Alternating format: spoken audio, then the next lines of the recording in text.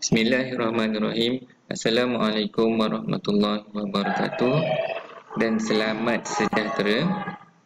Okey, baik. Bagi sejarah untuk tahun 4, minggu yang kedua. Untuk pengetahuan semua, minggu ni adalah minggu yang kedua ya. Minggu lepas adalah minggu yang pertama.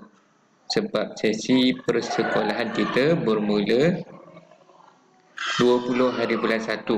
Jadi minggu ni dah pun masuk minggu yang kedua. Okay, minggu lepas saya dah ada hantar sedikit video pengenalan tentang buku sejarah ya. Okay, baik, minggu ni kita terus masuk kepada dia punya topik ya. Okay, topik untuk tajuk minggu ni adalah mengenai sejarah.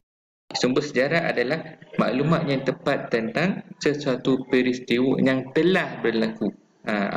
Bila kita sebut tentang sejarah, mestilah perkara yang telah berlaku, bukan yang sedang berlaku ataupun bukan perkara yang akan berlaku. Sejarah ni melibatkan perkara yang telah berlaku. Okay, sekarang ni kita nak cerita pasal sumber. Apa itu sumber? Sumber ni adalah satu benda ataupun tempat kita dapat maklumat. Itu namanya sumber. Maklumat yang kita terima tu. Itu bermaksud dengan sumber Okey, dalam bab sejarah ni sumber terbahagi kepada dua Okey, yang pertama adalah sumber primer dan yang kedua adalah sumber sekunder. Okey, apa itu sumber primer? Okey, sumber primer adalah sumber yang berada dalam bentuk asal dan belum lagi diolah. Maksudnya belum lagi diubah apa-apalah, belum lagi ditukar kepada bentuk yang baru. Itu maksudnya sumber primer. Memang asal kejadian dia macam tu. Asalnya macam tu, kita ambil macam tu. Itu maksudnya sumber primer. Okey, antara sumber-sumber primer. Sumber primer antaranya adalah fosil, manuskrip, dokumen rasmi dan juga artifak. Apa itu fosil? Fosil ni macam penemuan bentuk-bentuk rangka. Contohnya macam rangka dinosaur ke, rangka haiwan ke, rangka manusia ke, yang kita jumpa lah. Itu namanya fosil. Okey, baik. Manuskrip. Apa itu manuskrip? Manuskrip ni adalah satu tulisan tangan. Dia macam buku lah, macam ada helai kertas. Dia ada tulisan kat situ. Itu namanya manuskrip. Ingat manuskrip ni dia belum diubah lagi. Memang bentuk asal ni kita terima macam tu. Memang bentuk asal ni kita jumpa macam tu. Itu sumber primer Okay, yang kedua adalah dokumen rasmi. Apa itu dokumen? Dokumen ni macam bentuk-bentuk helaian kertas yang mengandungi catatan-catatan tentang peristiwa. Dia ada maklumat.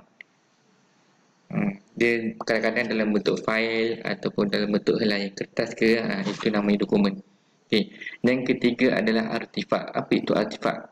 Artifak ni adalah hasil ciptaan manusia, seperti alat batu, tembikar, senjata, juga duit siling.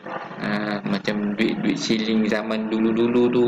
Kalau kita jumpa duit siling zaman dulu-dulu tu, itu namanya artifak. Barang-barang lama tu orang panggil. Namanya adalah artifak. Okey, baik, kita terus kepada sumber yang kedua, iaitu sumber sekunder. Apa itu sumber sekunder?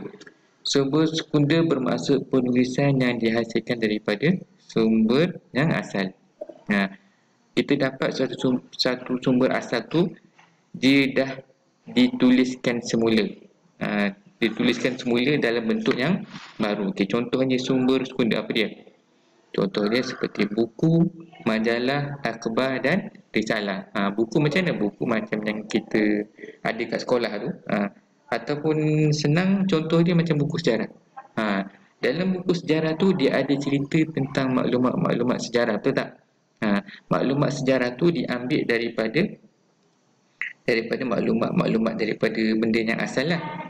Benda tu diolah dan disimpan dalam buku. Itu namanya sumber sekunder. Yang kedua, majalah. Majalah pun dia lebih kurang macam buku. Cuma dia packing dalam bentuk majalah.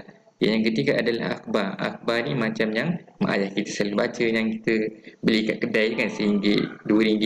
Contoh macam Sinar Harian, Metro, Berita Harian. Itu adalah akhbar. Okay, risalah. Risalah ni macam bentuk-bentuk helaian kertas yang ada cerita tentang maklumat-maklumat sejarah yang dah ditulis semula dalam bentuk helaian kertas. Itu namanya risalah. Okey, baik. Sumber sejarah ni penting sebab kita nak dapatkan satu maklumat yang tepat. Maklumat kita tak boleh ambil maklumat yang tak betul. Jadi maklumat ni kena ambil maklumat yang betul lah. Jadi sebab tu sumber ni penting. Dari mana kita ambil, nak tahu benda tu betul betul ke tak betul. Okey, jelas Okey, baik. Habis itu bab sumber sejarah untuk minggu ini. Okey, sekian. Wabillahi taufiq wal hidayah. Wassalamualaikum warahmatullahi wabarakatuh.